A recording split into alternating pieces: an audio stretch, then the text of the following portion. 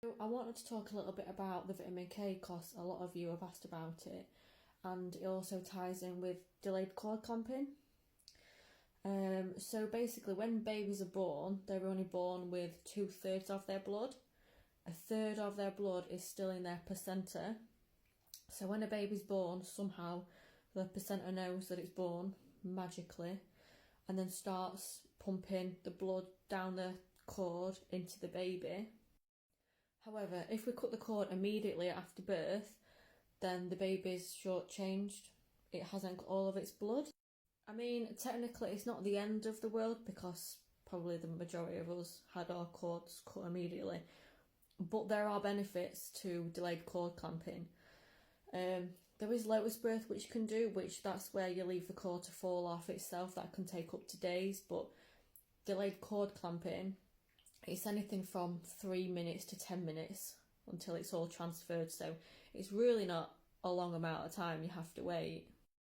There has been studies in Sweden quite recently actually where they've tested 4-year-olds' blood, the blood of the children that had their cords delayed and the ones that didn't, and there are differences still to this day in their blood.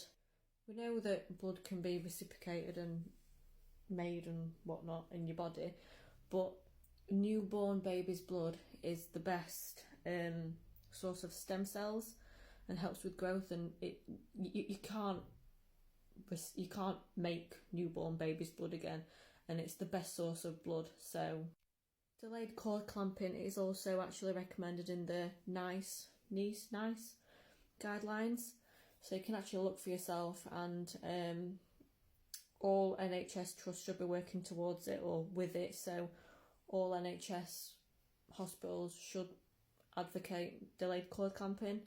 It's not something that we should have to ask for. So the cord blood protects a baby against bleeding and performs any necessary repairs that need doing inside of the baby's body. And apparently this wasn't discovered until after they routinely started giving newborns the vitamin K injections, which in fact isn't natural vitamin K. It's just the Big P's version of it. And actually, babies are born with lower levels of vitamin K for a reason, for a protective reason. They're not born defective, it's for an actual reason.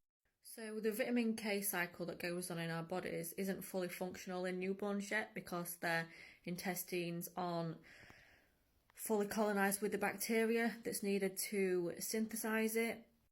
So they actually bypass the gut and just inject synthetic vitamin K straight into the baby's deltoid muscle. As I always like to say, do your own research, each to your own, your baby, your decision. But there's just so much information out there that you can learn, and I do recommend looking into delayed cord clamping because there's just so much benefits for babies.